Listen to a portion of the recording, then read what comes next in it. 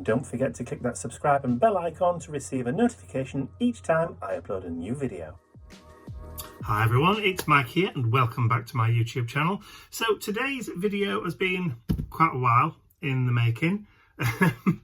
It's a project that was kind of prevalent about 10 years ago, but I missed out on it because I wasn't doing this kind of thing 10 years ago. So I'm going to kind of revive it. So over the last few weeks or so, I have been creating and developing and testing my own version of what's commonly known as a cage doll, or a Santos doll, or a Santo doll. Let me turn off my off camera and I'll show you exactly what I mean. Okay, so this is the doll in kit form. So these are two laser cut by A4 sized MDF sheets, where obviously they've been laser cut and they are tabbed, but they do just pop out. They're really simple just to remove from the carrier sheet. They're 3 millimeters in thickness, and I think that's plenty for creating the structure of the doll. So like I said earlier, this has been kind of a long time in the coming. This iteration of the kit is, I think, probably version 4 or version 5, because it was prototyped, made up, and then I realised what worked well, what didn't work well, or what didn't work at all, or what could be improved upon, and then it was redesigned, redone, even right down to how many tabs are holding these pieces in and the actual size of the tabs. So everything has been carefully kind of thought out and considered. So there we go. So these are all the pieces. The larger circle is the base and the smaller circle is the top, and that bit goes underneath. So I'll explain exactly how it all goes together. Obviously, if you buy this kit, it'll come in the carrier sheet, and there'll be a piece of paper linked in there with this video, so you'll be able to see or go back to and watch me put this kit together, if you like. So there are 5 strips that will create the cage. So you've got the pieces of the body with an additional face if you want it. If you want to work on that separate and stick that over, you can do. The crown that goes over the top, the 2 arms, and like I said, those are the pieces that make the cage. So the Santo doll, or the Santos doll, date from the Spanish colonial era, where they were used in churches to represent that particular church's patron saint. Commonly found in places like the Philippines, Puerto Rico, Mexico, and in the USA in places like northern New Mexico and southern Colorado. There you go. So sometimes in these towns as well, the Santos doll that was kept in the church would also be brought out once a year and paraded through the town as part of the birthday celebrations of that particular saint. And if you had a small town that didn't have a church, these little dolls would have been kept in the houses. Like each house would maybe have its own little Santo doll, as a little tutelary deity, if you like, kind of household altar for them to pray at. So like I said, about 10 years ago, there was quite a few kits of these kicking around. Don't know whether they're still available. I couldn't find any. I could find plenty of photos of kits and stuff that had been done and made up, but none actually to buy now. So I thought I would do my own. Plus, this one's absolutely huge. Once it's made up, it's quite tall. So, but you'll see. Right, so to start off with then, I'm going to put the doll together without painting it. And then, depending on how long this video is and how long it takes, it may be over 2 different parts. So, and again, this is one of those projects where you can embellish to your heart's content. You can add, you can take away, you can stick gems, pearls, lace, or whatever you want onto this thing. You can really go to town on it if that's your bag. If not, then don't. Okay, so the first thing I want to do is get these 2 pieces. Now, it might be worthwhile if you line the holes up and keep those in the same place, because these uprights will be going in there, and then they will also match up in that one there. So that's kind of like the cage that we're going to create. So there's going to be 5 of these.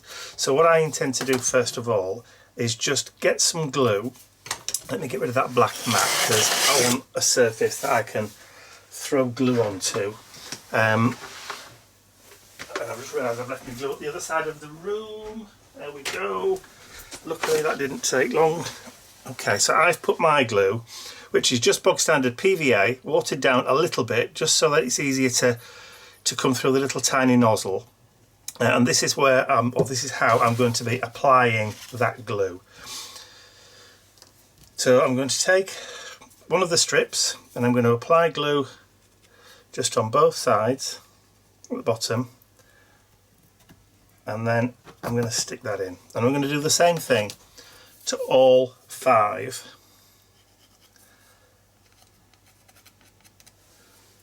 And bearing in mind, if you use PVA, then don't worry because it does dry clear. It's fairly straightforward.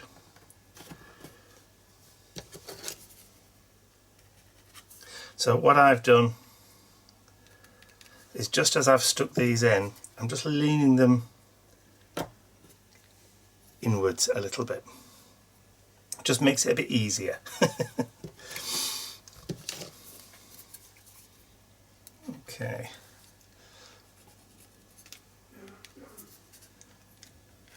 Little squidge of glue. So these are going to form the cage.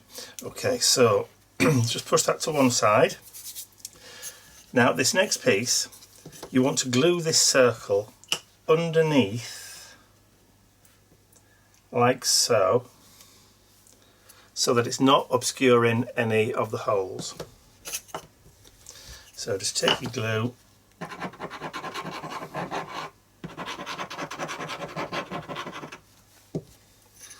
then that can just get dropped on there. It's decorative, it doesn't actually form any kind of function apart from adding a little bit of support. Okay, because that's where that's the base of where the body of your doll is going to sit into. Just like that. Just like that. Dead easy. It doesn't take long at all. Now what you could do, if you wanted to, you could get an elastic band. So that's grabbed already, look. And now I can start to just add some glue around the tops of these.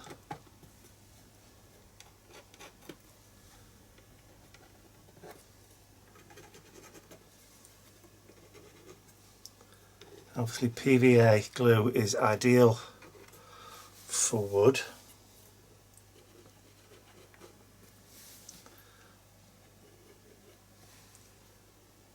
I'll just use wood glue. If you've got a hubby and he's got a shed and he does woodwork, I'm sure he'll have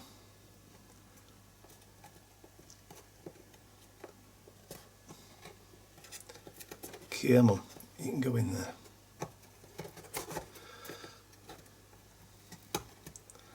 That's it. You will beauty, and it will just hold by its own sheer weight. Because we've got this pressure, these are a little bit under tension, it will hold itself. You can just bend them slightly and then just push it in. There we go. So just even them all out.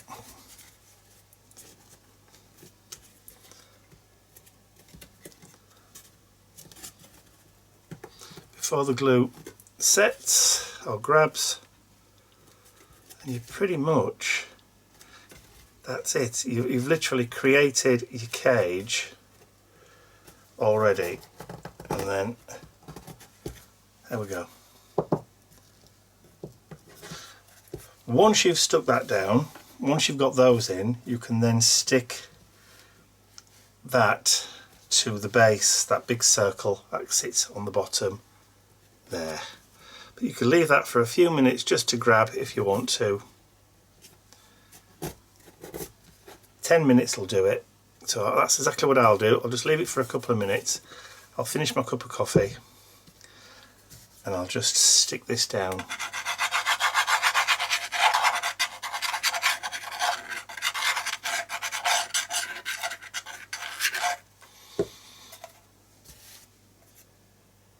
Just try and get it as even all the way around as you can. Yep, I am happy with that. Okay, back in a mo. So while the cage is drying, you can paint or prime your top pieces. So what I'm going to do is I've got some white gesso here, and I'm just going to give the whole body a primer coat because it's wood.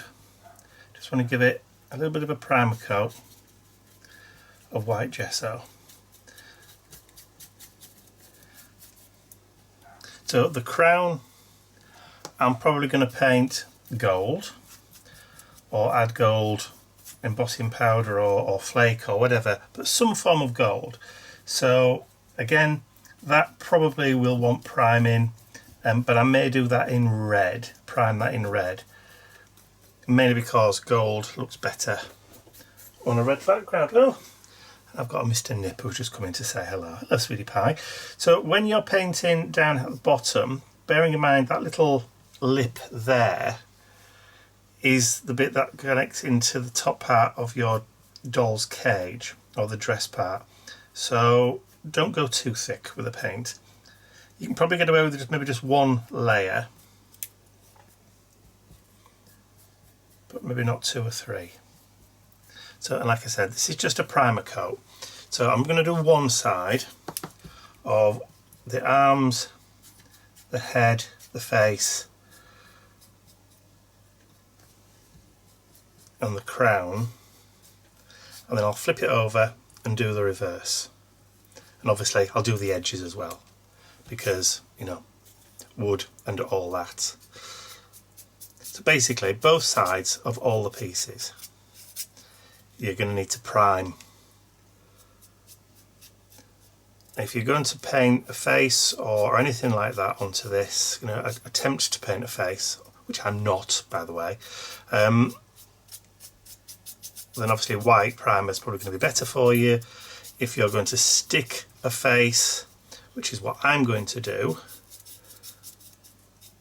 then it doesn't really make any difference. But I think if you can paint it in a complementary tone to what your face is going to be, whether it's going to be Caucasian or darker skinned, olive skinned, whatever, then, you know, that's what you probably need to do.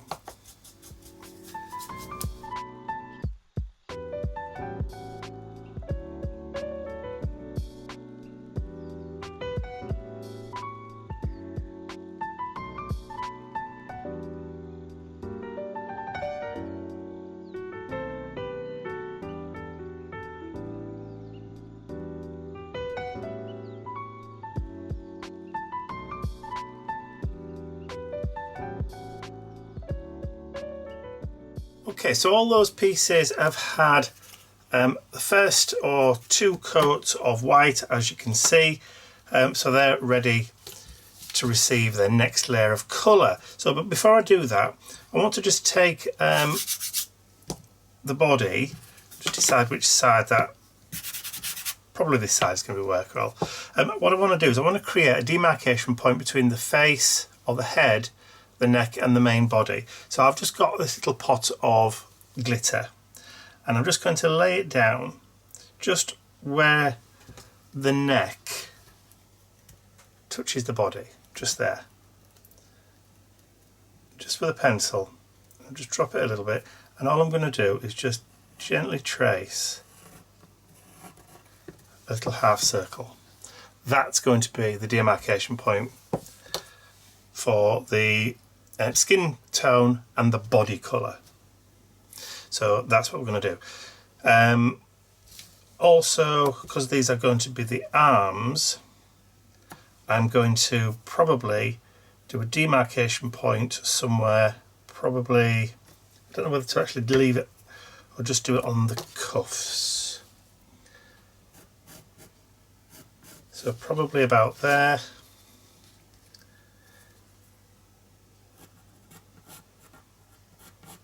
And probably about there as well. So they're all going to be the same colour, those are going to be the same colour as that, if you get my drift. Okay, so first thing I'm going to do then is I'm going to paint the head, this part of the head and the neck and the two hands together with this porcelain coloured paint, which is a kind of just off-white, pinky, very, very pale pinky colour. I don't even know whether the camera's picking that up. In that colour, that's what we're going to do first. So I'll get cracking on that. There's not a lot of this left. Hello, Mr. Ian. Hello, I've cut the heads out for you. Thank you very much. Ian's helping. Those okay? Yeah, don't show them just yet though. I like her best. Yeah. I'll put them there for you. Yeah, I have a choice of face that I'm going to stick on here, which is why I don't really need to paint that. But all right, so this is the colour, but I'm going to paint it anyway. I'll do. That's a nice pink colour. Yeah, I think it's probably going to be completely covered anyway, but just because I can and I know that it's there, I'm just going to give it a couple of coats of this porcelain colour.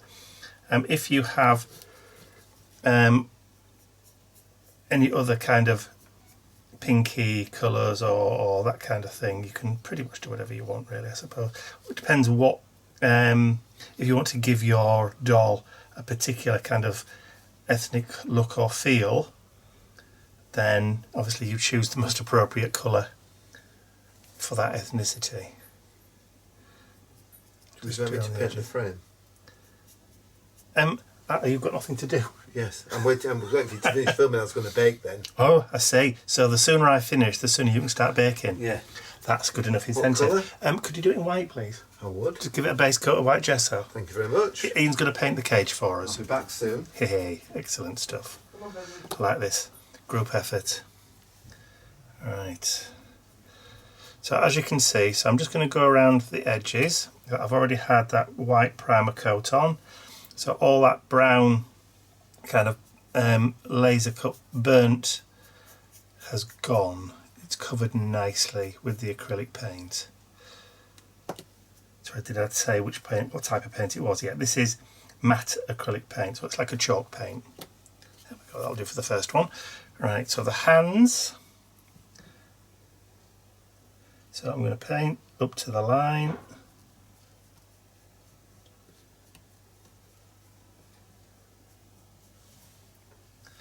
Like so.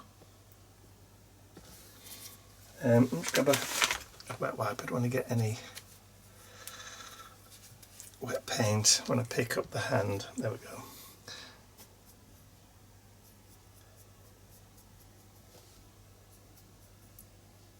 I did sort of wash my hands. I should have done both sides of there, shouldn't I? That's alright. I doubt they'll be looking much from the back.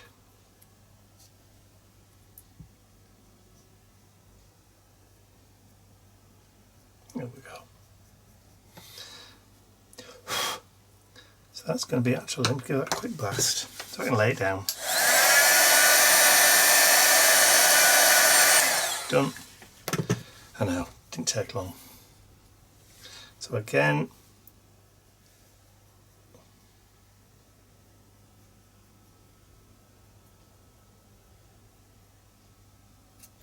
I think half the fun in doing projects like this is this kind of let's just say faffiness.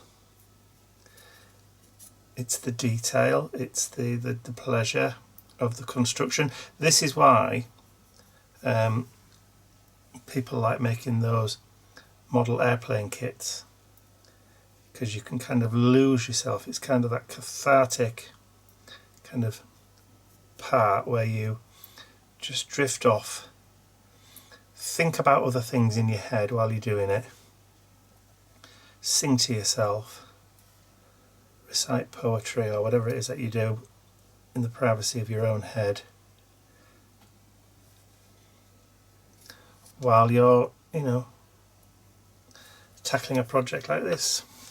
Where do you go, my lovely, when you're alone in your head? Okay. Yes, those are words of a song, but I can't remember what the song's called.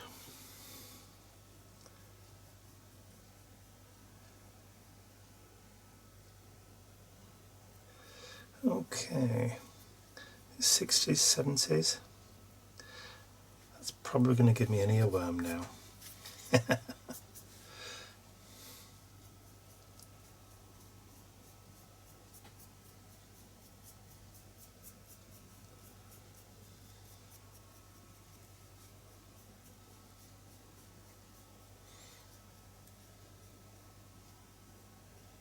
Don't mind if I go over the line a little bit, because I can always cover it over again when we add the layer of colour for the dress or the tunic or whatever it is that you want to do. But of course, if you're really adept on the sewing machine and you actually wanted to give the doll a dress in either fabric or even paper, there's nothing stopping you. It's just a basic kind of conical sleeve shape for the cage. Some really basic kind of measurements should give you a real easy kind of dress. Then you could dress it up if you wanted to with lace and pearls and diamantes and rhinestones and whatever you want. Or you can just leave the cage bare, see-through.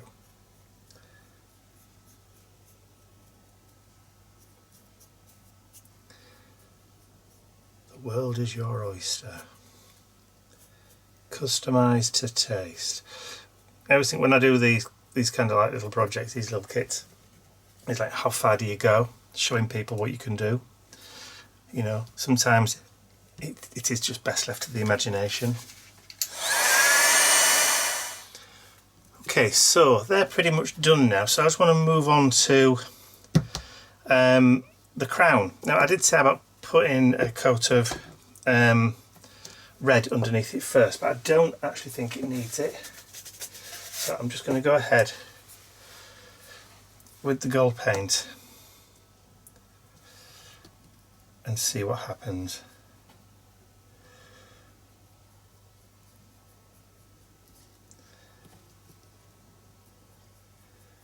Now then, Ian would probably tell me to spounce it rather than paint it with a brush, and he's probably right. So let's do that.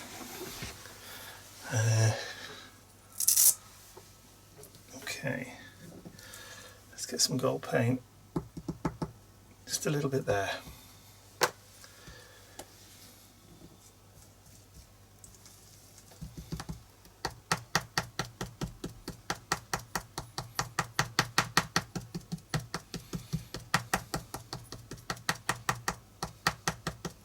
You can get a little bit of texture. Yeah.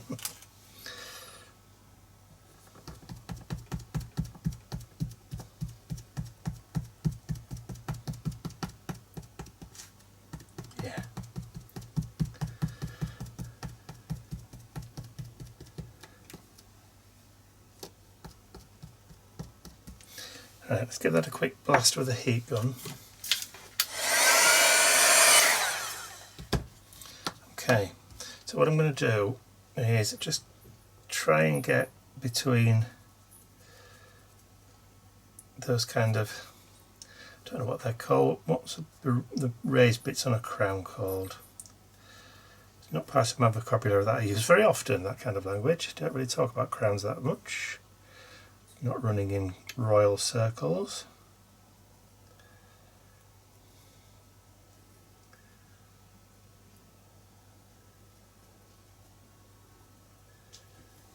Even though I do have royal connections.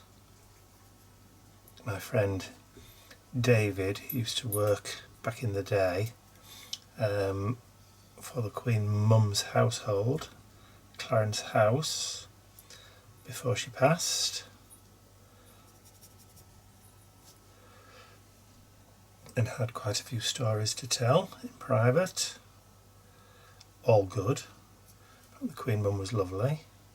That was Queen Elizabeth's mother.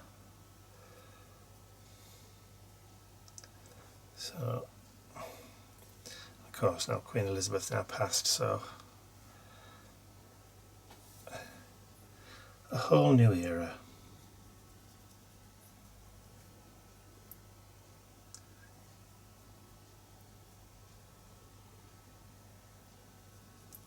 Actually, we've got more than one royal connection. Ian was friends with a lady who used to work for the company that made the Queen's clothing, Hartnell's. There you go. More than one royal connection.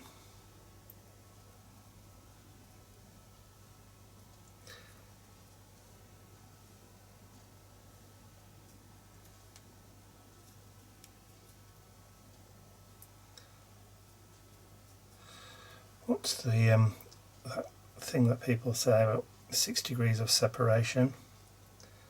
You can connect yourself to anybody via 6 other people. Like I know so and so, who knows so and so, who knows so and so, who knows so and so.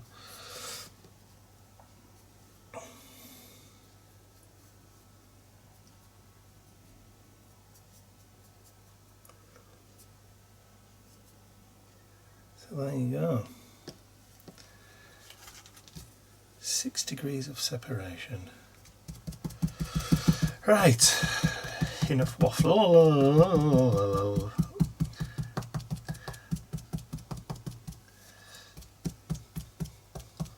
So one of those fabulous phrases that we use all the time, without further ado. I thought to myself the other day, what's a do? Without further ado, what does a do actually mean? Like much ado about nothing. What does it actually mean? We say it, but do we actually know what it means? Well, actually, we do now, because I looked it up. Ado means fuss or commotion. So without any further fuss, much fuss about nothing. There you go. Makes sense, doesn't it? Okay, so the crown, look at that shine. Oh, I've done both sides, so I'm just going to put that to one side for now and make a start on painting the body. So we've decided we're going to go with Townhouse Teal, which is a kind of ice cream kind of turquoisey colour. Oh, look at that. Beautiful. Absolutely beautiful. So that's the colour we're going to go for. I'm looking around for my kitchen roll, it's there in front of me. So I may swap brushes actually to a slightly smaller one. Yeah, maybe that one instead.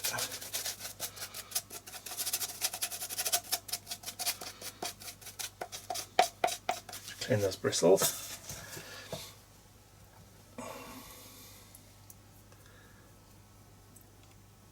So this is what I was saying earlier about doesn't matter if you make a mess of the neck, because you can always go back over it later.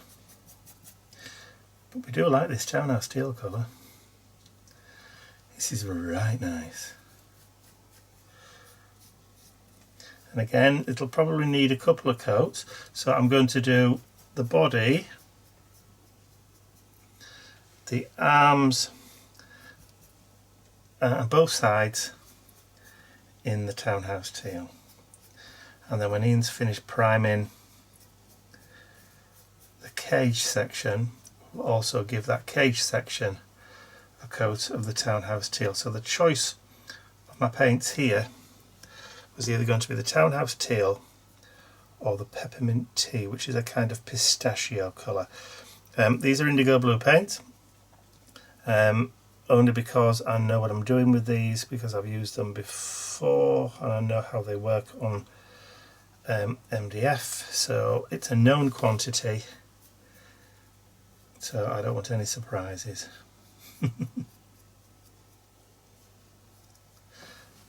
So that's the first coat on that side.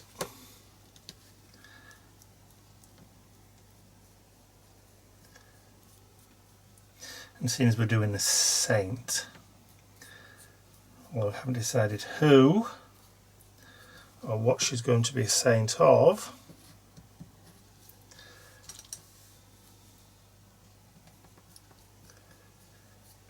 Blue is a good colour for saints.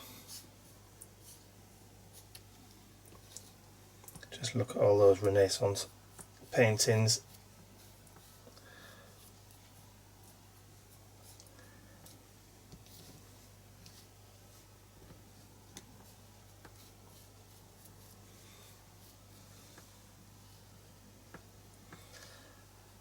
So that's the first side of that arm.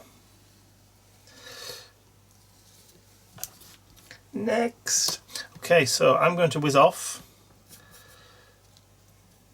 finish painting all these blue, and like I said, by the time we meet again, I'll have finished doing all the blue coats, including on the cage that Ian's currently priming for me, because, you know, literally watching paint dry.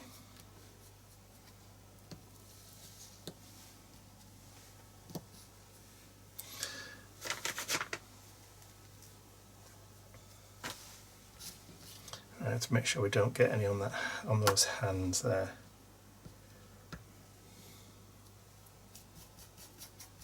And do you know what? I can just hold it, can't I? Right. I will see you in a little while.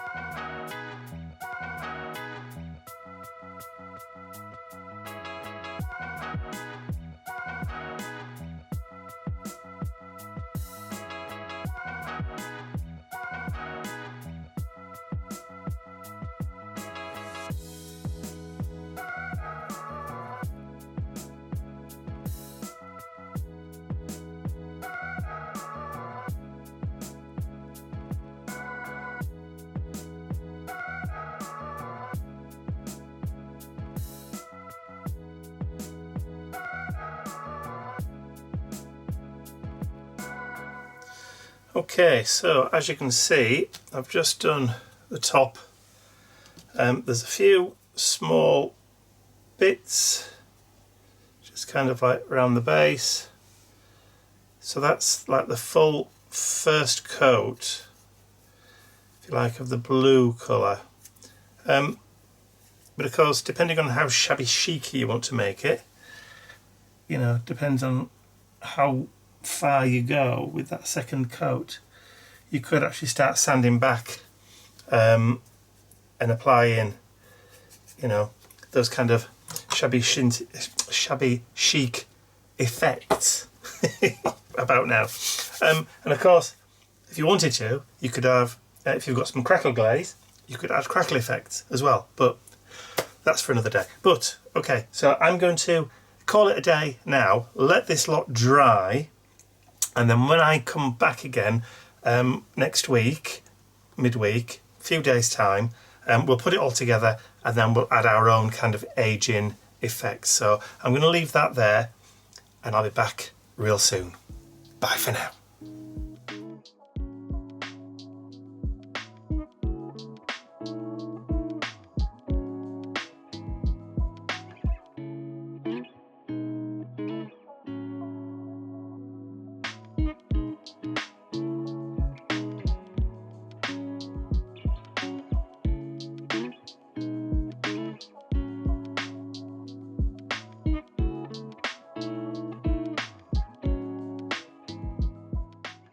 I'd like to say a huge thank you to all of my angels, because without you, these videos would not be possible. And don't forget, you can access your exclusive angel-only content over on my website. There's a link in the description area below.